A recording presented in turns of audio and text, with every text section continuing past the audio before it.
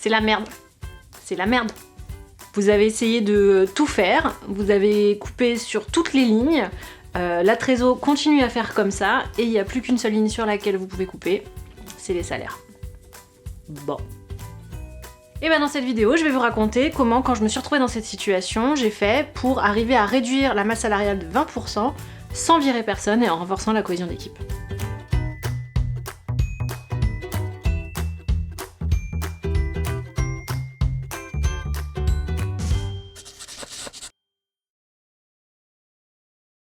Bonjour à tous et bienvenue sur Open Opal. Moi c'est Nina, je suis entrepreneur, consultante et coach en organisation et ici je m'adresse à tous ceux qui sentent qu'il doit bien y avoir des façons différentes de travailler mais qui savent pas vraiment comment s'y prendre, par quelle boule prendre. Donc la première chose que j'ai commencé à faire, puisque j'avais la casquette RH à l'époque, c'est à faire un peu l'inventaire de toutes les solutions juridiques qui s'offraient à nous à l'époque. Donc on n'avait pas le droit au chômage partiel, mais c'est bien évidemment une option. Mais en revanche, on avait pensé au prêt de main-d'œuvre qui permet de prêter un salarié à une autre entreprise en échange du remboursement de son salaire, à la baisse pure et simple du salaire contre une récompense au moment où on arriverait à lever des fonds, et au passage à temps partiel. Et aujourd'hui, il existe quelque chose qui s'appelle les accords de performance collective qui permettent aussi de faire ce genre de truc à l'échelle collective. Donc on va pas s'attarder dans cette vidéo sur les moyens techniques parce que c'est pas tout à fait le sujet, mais je vous ai mis un document en barre d'infos que vous pourrez télécharger si vous voulez creuser un petit peu plus. Parce que ce qui est le plus important, c'est pas tellement quelle solution vous allez mettre en place, mais c'est comment vous allez vous y prendre. Et donc je vais vous raconter comment on a fait. La deuxième chose que j'ai fait, une fois que j'avais rassemblé toutes ces options, c'est que j'ai pris le fondateur de la boîte et j'ai été l'asticoter pour essayer de lui faire sortir ce qui était difficile pour lui dans cette épreuve. Donc on s'est vu un dimanche après-midi pour faire ça, et puis le lendemain, c'était lundi, on avait une réunion d'équipe, et là on a tout exposé. Les chiffres de manière complètement transparente, la conclusion qui était qu'il fallait qu'on fasse une réduction de masse salariale de 20% très vite, et puis j'ai aussi exposé toutes les pistes que j'avais envisagées, sans montrer que c'était quelque chose de fermé, en disant voilà, on a pensé à tout ça, on a cadré un petit peu juridiquement ce qui était possible, mais voilà, discutons-en ensemble.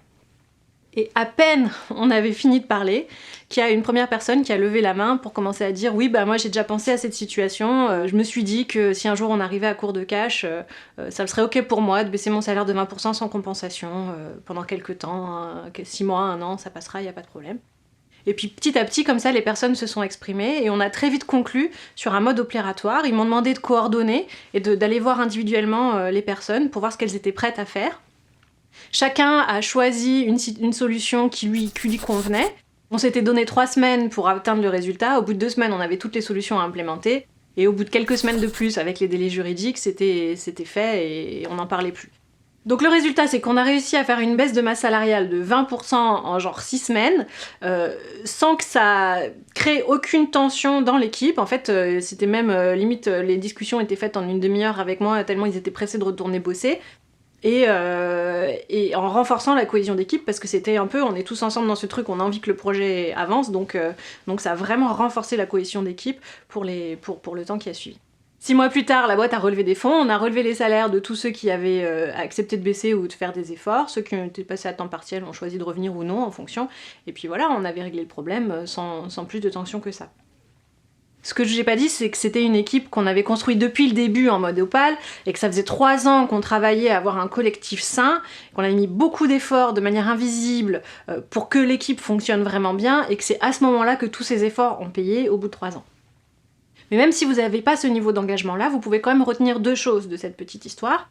La première, c'est que prenez pas les gens pour des andouilles. Si vous êtes dans une situation économique tendue, il y a des chances qu'ils le savent et il y a des chances qu'ils se soient demandé ce qu'ils pourraient faire.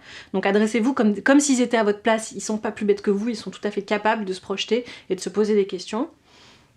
Et la deuxième, c'est que pour que l'adhésion fonctionne et pour que ça se fasse le mieux possible, c'est toujours la même chose, parlez de vous avec authenticité.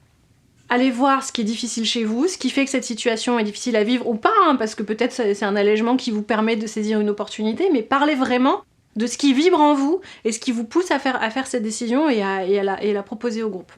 Et vous pouvez même retenir une 3e chose, c'est que le grand principe Opal sur lequel on s'est appuyé là, c'est que plutôt que de décider qu'on a un plan dans notre tête et qu'on va dire tiens toi tu vas baisser de temps et de faire son petit calcul en utilisant les gens comme des lignes dans un fichier Excel, c'est de donner l'ensemble des possibles et de laisser à chaque individu le choix de se positionner tout en conservant le but collectif, tout en garantissant que le but collectif, en l'occurrence 20% de réduction le plus rapidement possible, soit atteint.